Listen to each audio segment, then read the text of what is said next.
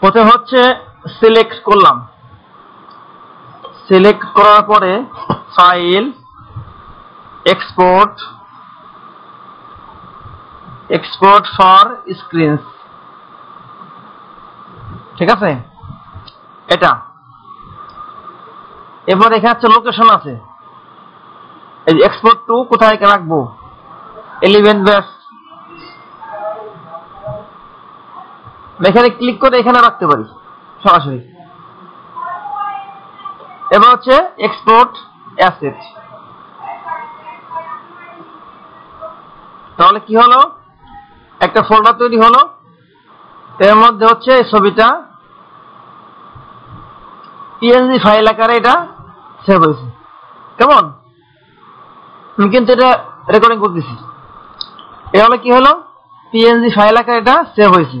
আমার তো main file আছে না, মেইন ফাইল তো আছেই, আমি যেটাকে এই যে এই পেজ থেকে আমি যাকে সিলেক্ট করব শুধু সেই আসবে। আচ্ছা, এই ফাইলটা এখানে আসলো, এটাকে আমি এখন আমাদের ক্লাসরুমে আপলোড করব। আমি এখান থেকে কাটি, এটাও কাটলাম। আচ্ছা, এই লিঙ্কে ক্লিক করলাম, এই লিঙ্কে ক্লিক করার পরে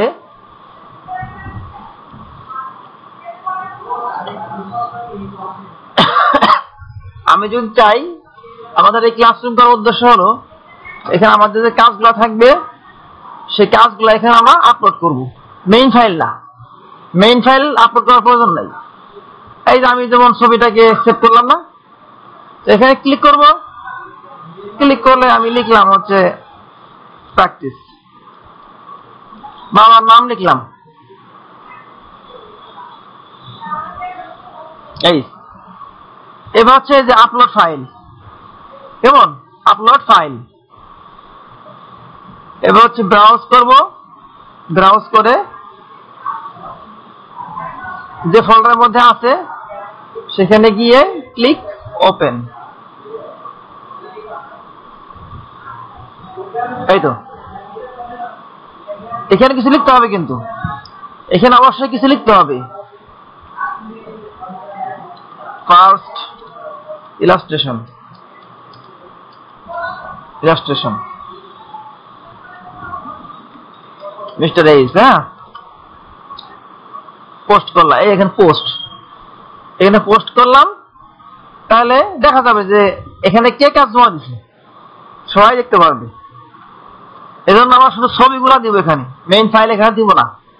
অনেকে কাজ করবো না, আমরা অনেকে কাজ করবো, তো কাজ করার সময় নিজের পার্সোনাল অনেক থাকবে না, এই জন্য দেখা যায় কি অনলাইনে বিভিন্ন সাইটে যখন নাকি কি কাজগুলো দেওয়া হয় মকাপে দেয়, মেইন ফাইল থাকে না, কিন্তু যখন নাকি অর্ডার আসে বা ওই কাজগুলো চায় কিনতে চায় কেউ, তখন মেইন ফাইল দেয় নাকি, এই হলো বিষয়। তাহলে এটা আমার রেকর্ডিং করছি, দিয়ে দেবো ইনশাল্লাহ। LIGHT, light, SHOT, light shot, এটা লাইট শটে ক্লিক করলে এরকম আসবে এদের ওয়েবসাইট, সেখান থেকে আমরা হচ্ছে ডাউনলোড ফর উইন্ডোজ,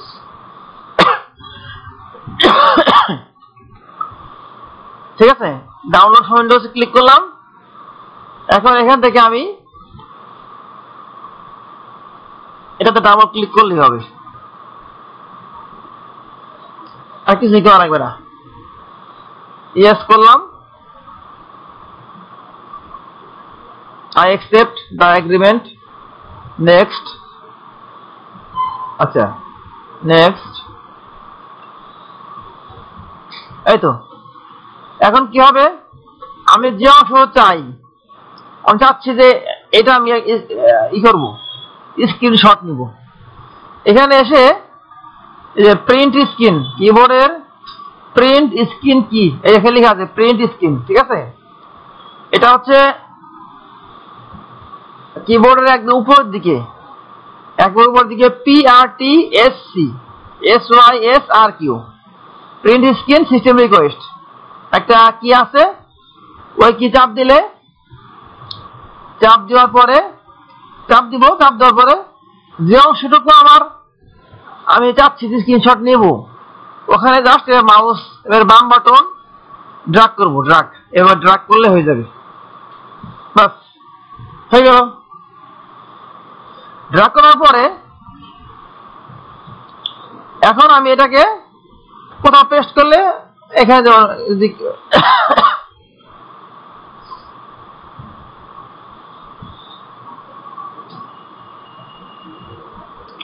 পেস্ট করলে হয়ে যাবে, এখানে আমি পেস্ট করলাম,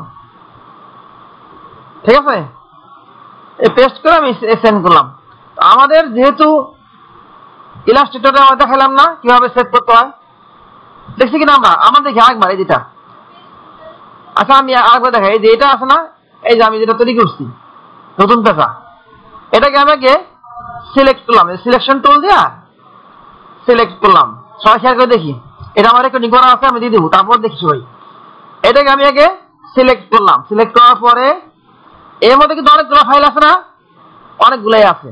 আমি চাচ্ছি এটাকে শুধু সেভ করবো, এটাকে অবশ্যই আমাকে কি করতে হবে, সিলেক্ট করতে হবে। কি করতে হবে, সিলেক্ট করতে হবে, ফাইল এক্সপোর্ট বা এই যে এক্সপোর্ট সিলেকশন, ঠিক আছে। এখানে কিন্তু এই দুইটা আছে না, এখানে টিক আছে, টিক দেওয়া মানে কি এটা হবে শুধু এক্সপোর্ট, তাই না? এটা মানে কি টিক দেওয়াটা অর্থ হচ্ছে শুধু এটাই কি হবে, আমার সেভ হবে। আচ্ছা এখন এটাকে এক্সপোর্ট অ্যাসেট আরেকবার দেখাই, ফাইল একদম হয়েছে কিন্তু এক্সপোর্ট সিলেকশন।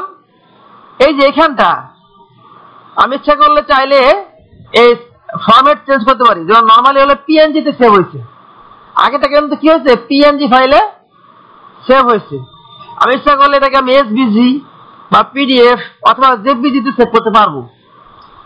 যেমন এই যে আমরা অনেক সময় এসভিজি তে যে কোনো তখন লোগো করি, লোগো করার পরে এসভিজি তে সেভ করলে পরবর্তীতে ওই লোগো দিয়ে আমরা কাজ করতে পারি।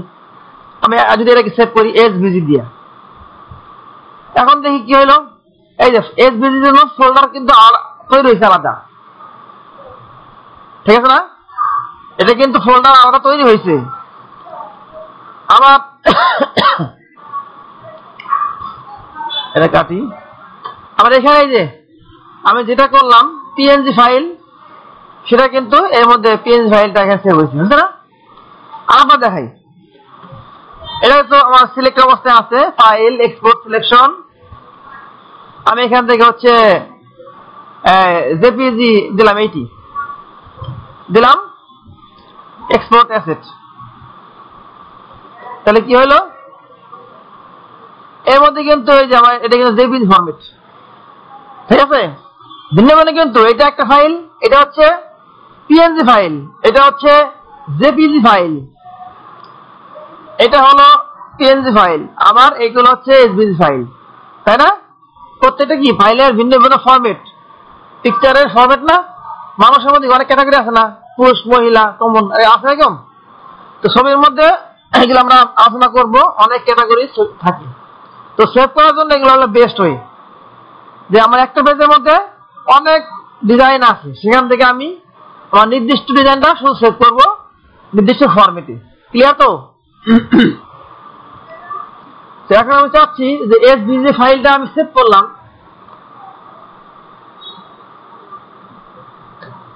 এসভিজি ফাইলটা আমি সেভ করছি, এটাকে এখন আপলোড করব। তাহলে কি করতে হবে,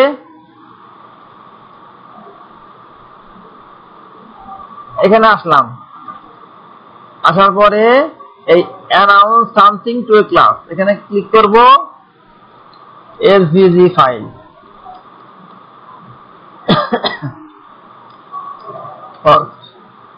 দিলাম, এই যে উপর থেকে তীরছে না আপলোড ফাইল, এখানে ক্লিক করলাম,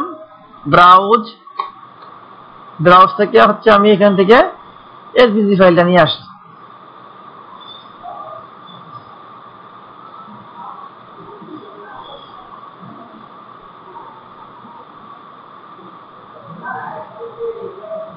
হয়েছে এটা?